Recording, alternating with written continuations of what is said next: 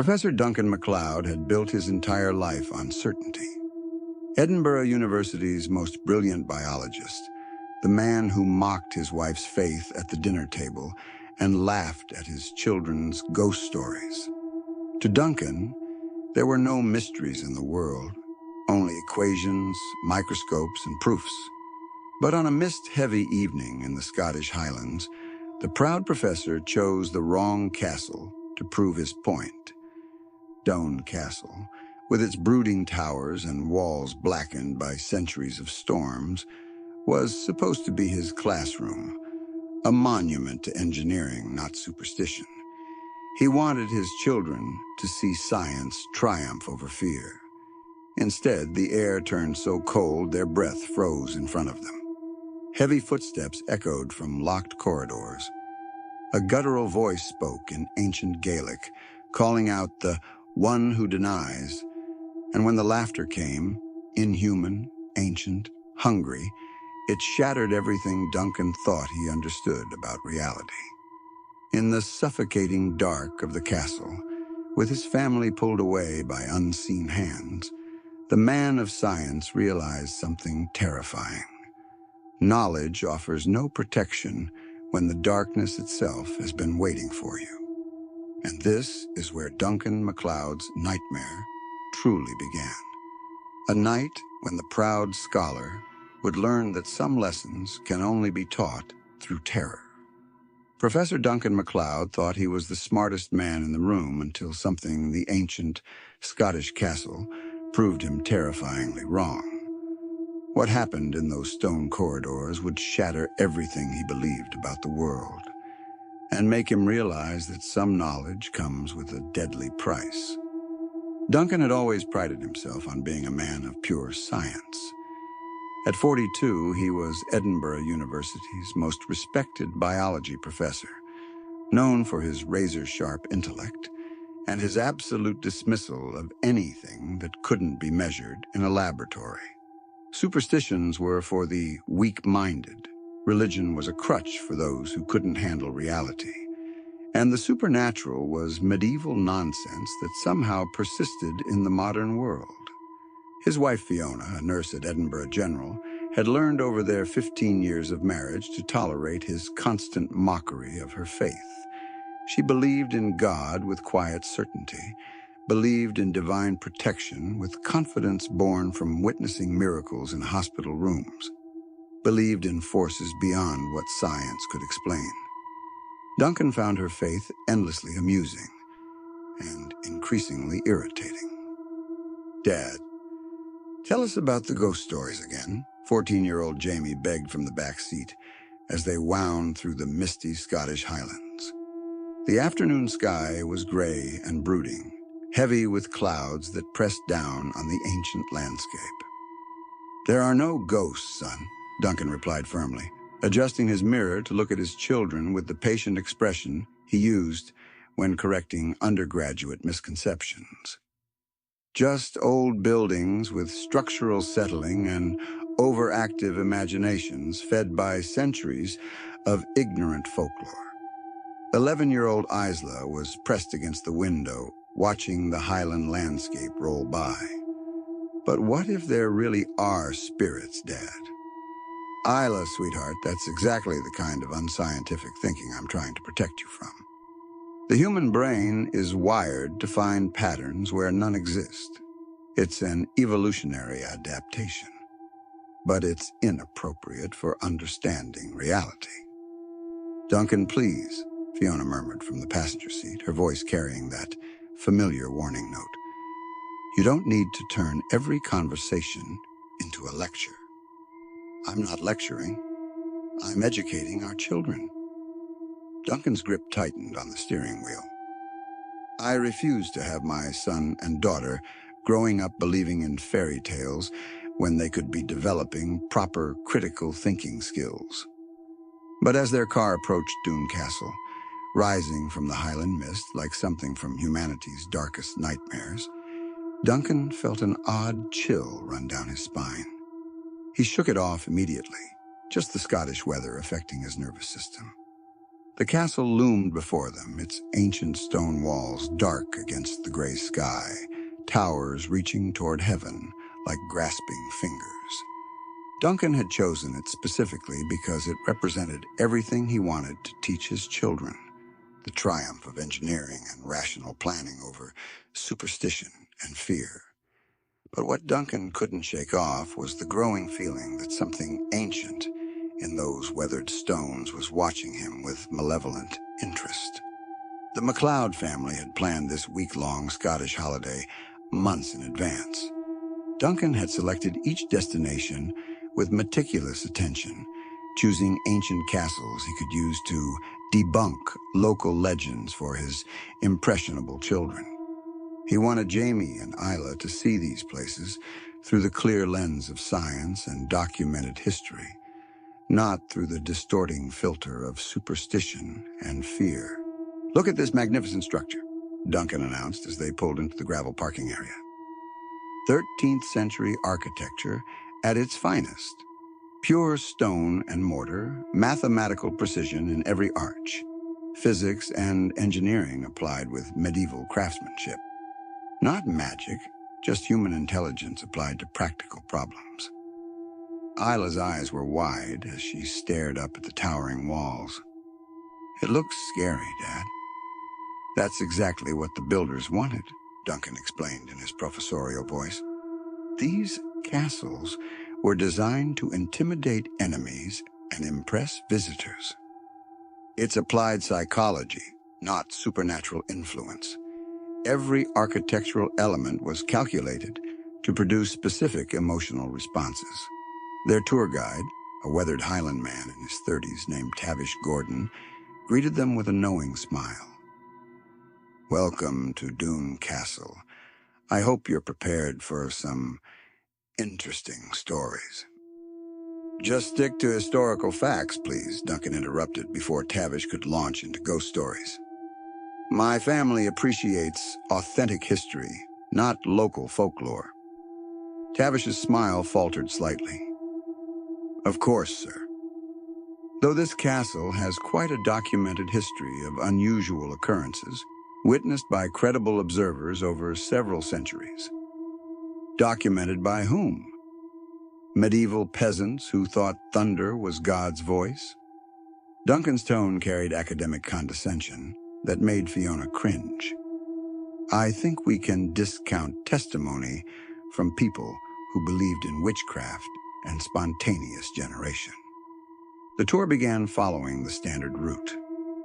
Tavish led them through the Great Hall, explaining the castle's role in Scottish history with obvious knowledge and enthusiasm. Duncan nodded approvingly as the guide covered historical facts, occasionally adding his own commentary to correct points about medieval life and building techniques. But as they moved deeper into the castle, something fundamental began to change. The first sign that Duncan's scientific worldview was about to face its greatest challenge came as a temperature drop so sudden that everyone's breath became visible. "Interesting microclimate phenomenon," Duncan muttered, though his voice carried less confidence than usual. The temperature had plummeted, at least 20 degrees in seconds, far too rapidly for any normal explanation. Tavish had stopped mid-sentence, his face pale. "That's not normal, Professor. In 15 years of giving tours, I've never experienced anything like this." "Of course it's normal," Duncan insisted, buttoning his jacket with trembling fingers. "Stone buildings create complex airflow patterns. Cold air pockets form in specific architectural configurations, basic thermal dynamics." But his family had gone quiet, pressing closer together with instinctive behavior of prey animals sensing a predator. Jamie moved closer to his mother while Isla grabbed Fiona's hand desperately. Then they heard the footsteps. Heavy, deliberate footsteps echoing from above them in areas that should have been empty. The sound reverberated through ancient corridors with other-worldly quality that seemed to bypass the ears and resonate in their bones. Probably other tourists, Duncan said weakly, though Tavish was shaking his head. Sir, we're the only tour group today. I checked the visitor log this morning. The upper levels are sealed for restoration. No one can access those areas. The footsteps continued with relentless persistence, growing louder and more insistent. They seemed to come from directly overhead, moving with clear purpose through rooms that were supposed to be empty and locked. Dad? Isla's voice was filled with primal terror. I want to leave. Please. We are not going anywhere, Duncan snapped, fear manifesting as anger. This is exactly the kind of ignorant nonsense I brought you here to overcome. Old buildings make sounds. Wood expansion, settling foundations, heating systems. There's always a rational explanation. But as he finished speaking, the footsteps stopped abruptly, leaving behind a silence somehow more ominous than the sounds had been. But the oppressive silence didn't last long, because something ancient and hungry had just noticed the professor, who refused to believe. A voice began echoing through the corridors, low, guttural, speaking ancient Gaelic. The sound seemed to emanate from the stone walls themselves, reverberating through masonry with intensity that made everyone's ears ring. The words carried weight and presence no recording could replicate. Ancient Gaelic, Tavish whispered, his face white. But the accent, it's completely wrong. Unlike anything I've heard in 20 years of studying Highland languages. Duncan's mind raced for logical explanation. Hidden audio system. Speakers in the walls during restoration. Atmospheric effects for tourists. This is obviously some elaborate marketing gimmick, but even as he spoke, Duncan knew he was lying to himself. This voice carried terrifying weight, unmistakable presence and intelligence that no technology could duplicate. It felt alive, aware, and utterly malevolent. The voice spoke again, and Tavish translated with trembling voice. It's saying, the one who denies us, the one who mocks, you will learn the price of arrogance. That's enough of this theatrical nonsense, Duncan declared loudly, his voice echoing off stone walls. This is obviously a tourist trap designed to separate visitors from their money through cheap tricks. I refuse to have my children frightened by ridiculous medieval play acting. His words seemed to hang in the cold air for a moment. Then something laughed. The sound was unlike anything Duncan had ever heard, not human, not animal, but something existing in the terrifying space between. It was laughter from something that had waited centuries for exactly this moment, something that found his denial infinitely amusing. And then all the lights went out. In the complete darkness, Duncan realized his decades of academic certainty hadn't prepared him for terror of something that shouldn't exist, but clearly did. Emergency lighting should have activated according to safety regulations, but the darkness was absolute, pressing in like a living entity with malevolent intelligence. The supernatural electromagnetic disturbance had disabled all electrical systems in the castle. Duncan fumbled for his smartphone, but the device remained dead, completely drained by the same force that had killed the lights. Fiona? He called desperately, reaching in the direction where she had been standing. Here. Her voice came back, but it was growing more distant with each word, as though something was deliberately separating them through the corridors. Jamie? Isla? Duncan's voice echoed strangely, bouncing off walls that seemed to be moving. Dad? Jamie's panicked voice was fading, pulled away by invisible forces. I can't see anything. Duncan realized with growing horror that they were being systematically separated, each family member drawn in different directions by the malevolent intelligence controlling the castle. Everyone try to stay calm, Duncan commanded, though his voice trembled with barely controlled terror. We need to find each other. Call out so we can regroup. But even as he spoke, Duncan could hear things moving in the darkness around them. Not confused shuffling of tourists or hurried staff responses. These were fundamentally wrong sounds, sliding, scratching noises like claws on stone, accompanied by deep, rasping breathing from multiple directions. Tavish? Duncan called desperately. No response. The guide had vanished completely. The breathing grew louder, closer. Duncan could sense malevolent presences approaching, could feel hostile intelligence radiating like heat from multiple sources. His rational mind screamed this was impossible, that his senses were playing tricks. Then something brushed his shoulder. The touch was impossibly cold, far colder than the supernatural chill filling the corridors, carrying a sensation of immense age and absolute death that made Duncan's stomach lurch. Whatever had touched him was not alive in any way biology could explain. Duncan jerked away, stumbling backward, and immediately collided with something solid standing behind him. Not a wall or pillar, something upright, breathing with those horrible rasping sounds. Professor MacLeod. A voice whispered directly in his ear, so close he could feel breath that smelled of decay and centuries of death. The distinguished man who believes in nothing. How delightful to finally meet you. Duncan's blood turned to ice when he realized whatever was speaking knew exactly who he was and had been waiting. The voice continued in English with an accent belonging to no identifiable region or time period. Such magnificent certainty, such breathtaking arrogance.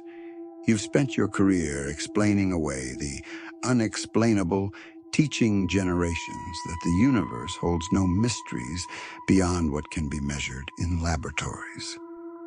Duncan tried backing away, but encountered other presences, other breathing entities that shouldn't exist. "What are you?" he whispered, hating how his voice cracked with terror. "We are precisely what you've insisted cannot exist," the voice replied with amusement. "We are the darkness between stars, whispers in empty rooms, faces watching from mirrors. We are everything your small mind has dismissed as impossible." Duncan's hands shook as he reached desperately for his family. "Fiona? Children?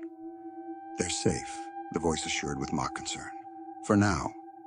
They're experiencing their own educational opportunities. But you require special attention. You made quite a reputation, the great debunker, the rational man who teaches others there's nothing to fear in darkness." Something grabbed Duncan's wrist with fingers like ice-cold metal, impossibly strong and far too long to be human. "Let me go," he gasped. "We've only begun your education, Professor. There's always a price for denying us, for teaching others to dismiss what they should fear." But what happened next would teach Duncan that some lessons can only be learned through absolute terror.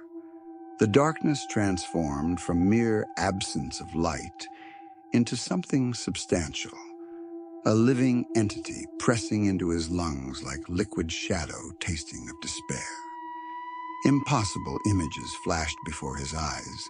His lecture halls where students sat with hollow, empty eyes. His laboratory where specimens writhed in their jars, pressing against glass in silent screams. "This is what you've denied," the voice whispered. "We are the darkness your science can't illuminate, the questions your research cannot answer." Duncan felt himself pulled through shifting corridors, stone walls breathing around him like living tissue. Where is my family? Learning their own lessons. Your son is discovering his father's certainty was ignorance. Your daughter is learning monsters are real. Your wife is remembering why humans developed faith. Duncan was slammed against stone, impact driving breath from his lungs. Something sharp traced his cheek, drawing blood. "Fear doesn't require belief, Professor," Your body knows terror even when your mind denies it. The darkness lifted slightly, revealing what appeared to be ancient dungeons with architecture that was fundamentally wrong. These stones were older than the castle above, worn smooth by centuries of something terrible. Walls were covered with symbols that caused physical pain when observed directly. Things moved in shadows, shapes that might once have been human, but were now something else. Their eyes reflected minimal light like predators, and their smiles revealed too many sharp teeth. These were skeptics like you, the voice explained conversationally. They learn differently. Now they serve us willingly. One creature stepped forward, its face partially human, but wrong in every detail. Professor MacLeod, it spoke in an educated accent. Welcome to the real curriculum. I was Dr. Charles Whitmore, Cambridge University, 1847. I specialized in anthropology, dismissing folklore as primitive superstition, until I learned otherwise. Duncan stared in horror at what had been a fellow academic. This isn't possible. Possibility is such a limited concept, Dr. Whitmore replied. I used to think so too, but existence is far more terrible than what we can measure or classify. The creatures began circling Duncan with predatory patience. He realized they intended to transform him into something like themselves. The price of denial wasn't death, it was becoming something infinitely worse. Please, Duncan whispered. My family will watch your transformation. They'll see what becomes of those who deny the darkness. But just as Duncan's sanity began cracking, something impossible happened. Golden light appeared, carried by someone who shouldn't have been able to find them. The light was warm and pure, cutting through supernatural darkness, like a blade through silk. The creatures shrieked and recoiled as though the illumination caused unbearable physical agony, pressing themselves against walls in obvious torment. That's quite enough, said a Highland voice, calm and authoritative. The professor has learned his lesson. An elderly man stepped forward, carrying an old-fashioned lantern that cast impossible amounts of light. Perhaps 70, with silver hair and weathered features, wearing simple clothes that somehow radiated unshakable authority. Hamish Fraser, he introduced himself as calmly, as if meeting at a university reception. Local historian. I've been looking for you, Professor. The terrifying creatures were now cowering in corners, hissing like animals faced with fire, but unable to approach the Guardian. How did you find us? Duncan breathed. There are older powers in these hills than what you've encountered, Professor. Powers that protect those who truly need protection. The light grew brighter, and Duncan watched the creatures retreat further, becoming less substantial with each moment. These parasites feed on fear and arrogance, the Guardian continued. But they're not the only forces in this world. There are powers of protection, far older and stronger. Forces your wife understands instinctively. Duncan was about to face the choice that would determine his survival and the man he'd be for the rest of his life. Your family is safe, the Guardian assured him, gesturing toward the chamber exit. But you stand at a crossroads. You can deny what you've experienced. Try to rationalize it away. Many do. It's easier than admitting your worldview was flawed. Duncan looked around the chamber, seeing creatures still pressed against walls, still real despite their retreat. The evil symbols remained carved in stone, still painful to observe. Or you can accept that the universe is larger than your textbooks suggest. That faith isn't weakness. It's recognition of truths that exist whether we can measure them or not. Duncan's mind reeled. His entire professional identity was based on principles just shattered by direct experience. If I accept this, what then? Then you learn to protect yourself and others. You learn that knowledge without wisdom is dangerous, that teaching without understanding leads minds into darkness. The creatures began moving forward again, testing the boundaries of the Guardian's light. Choose quickly, the Guardian urged. Their hold here is strong. Will you continue in pride and face them alone, or accept help from powers you can't understand? Duncan thought of Fiona's dismissed prayers, his children's rationalized fears, students taught to dismiss anything unprovable.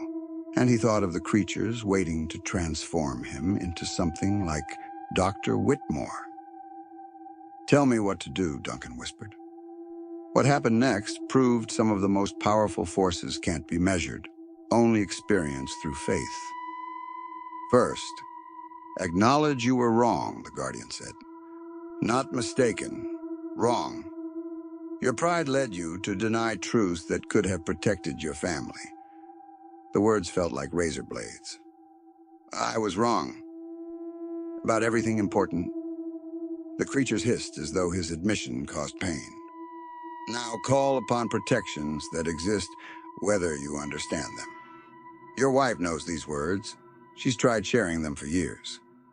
Duncan's mind raced through dismissed conversations, mocked prayers. I don't remember. Speak from the heart. Call upon the power that created light, that stands against darkness, that protects the innocent. Duncan closed his eyes, feeling foolish but desperate. God, he said quietly, then louder. God, if you exist, if Fiona has been right all these years, please help us. Please protect my family. Please forgive me for my arrogance. The effect was overwhelming. Golden light exploded outward, filling the chamber with brilliant radiance. The creatures screamed as their forms dissolved like smoke in a hurricane. The wall symbols cracked and crumbled like ice exposed to flame. Duncan felt something inside him change, shift, heal. The paralyzing fear transformed into something manageable that acknowledged danger without being consumed by it. Well done, the Guardian approved with grandfatherly pride. The chamber became what it had always been, a simple stone room in a medieval castle, empty of supernatural threats. But Duncan could still sense the reality of both darkness and light in the world around him. They found Fiona, Jamie, and Isla huddled near the entrance, pale and shaken but unharmed. Tavish Gordon was with them, looking dazed and confused, as though waking from a trance. Duncan! Fiona ran to him with desperate relief. What happened? One moment we were together, then something pulled us in different directions through the corridors. The children and I found ourselves back here, but you had vanished completely. Then this man appeared and told us you were safe. I don't remember much, Tavish said weakly, shaking his head. One moment I was giving the tour, then everything went black. When I came to, I was outside with your family. And this gentleman was explaining that you'd gotten separated in the darkness. Duncan looked into his wife's eyes, seeing for the first time the strength and wisdom he'd spent years dismissing as weakness. Fiona, I need to tell you something. You were right. About everything. About faith, about protection, about things existing beyond what we can prove. Tears filled Fiona's eyes. What happened down there? I learned that my pride nearly destroyed our family, he replied, pulling his children close. And I learned that your prayers have been protecting us for years. The Guardian watched the reunion with quiet satisfaction. When Duncan caught his eye, the old man nodded and began walking away. Wait, Duncan called. I need to understand. What you did in there, how you found us. How is any of it possible? The Guardian paused with a gentle smile. Some questions are more important than their answers, Professor. The fact that protection exists is more vital than understanding exactly how it works. Faith isn't about comprehension, it's about trust. But I'm a scientist. I need to understand. And you will, the Guardian assured him. But understanding will come through experience, not analysis. Live with faith for a while. Let it guide your research instead of dismissing what doesn't fit your theories. You'll find the universe is far more wonderful and terrible than you imagined. The old man began walking away again, then paused. One more thing, Professor. You might want to reconsider those lectures you've been giving. There are better ways to teach critical thinking than dismissing everything that can't be measured in a laboratory. He gestured toward the east. About half a mile from here, there's an old church ruin, St. Blaine's Kirk. Behind the crumbling altar stone, you'll find something a monk carved from oak centuries ago. It might serve as a useful reminder of what you've learned tonight. With that, the old man disappeared into the Edinburgh crowds, leaving the MacLeod family with their transformed understanding of the world. The next morning, Duncan walked alone to the ruins the Guardian had described.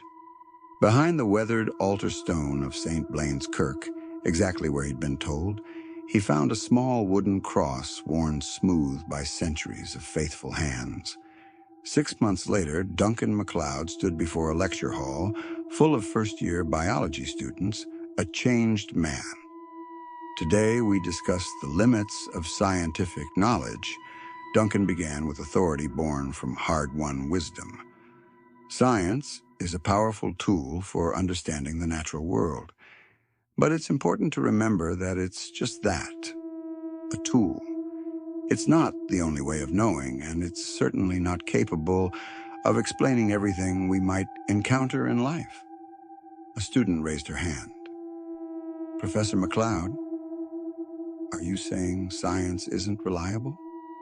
Duncan smiled, fingering the wooden cross in his pocket, the ancient artifact he'd found at St. Blaine's Kirk, exactly where the Guardian had said it would be. I'm saying science is reliable within its proper domain. But there are experiences, realities, and truths that exist beyond what we can measure in laboratories. A wise scientist acknowledges the limits of his knowledge and remains humble in the face of mystery. After class, Duncan walked home through Edinburgh's ancient streets, seeing them now with eyes that recognized both wonder and danger in the shadows between buildings.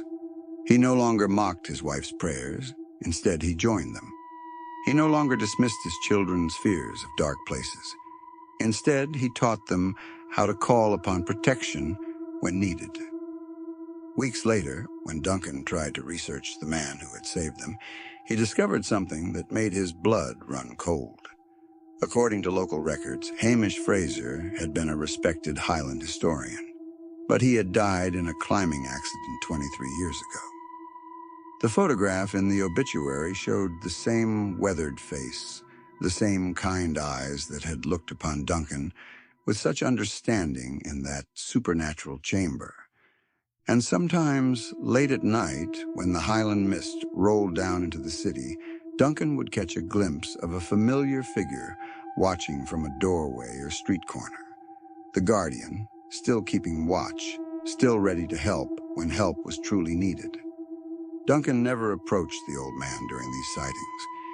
He understood now that some Guardians worked best from the shadows, unseen and unacknowledged by those they protected. But it was deeply comforting to know that he and his family were never truly alone in a world that contained both profound darkness and brilliant light. The wooden cross remained in Duncan's pocket always, a tangible reminder of the night when a proud professor learned humility, a committed skeptic discovered faith, and a family found protection they had never known they desperately needed.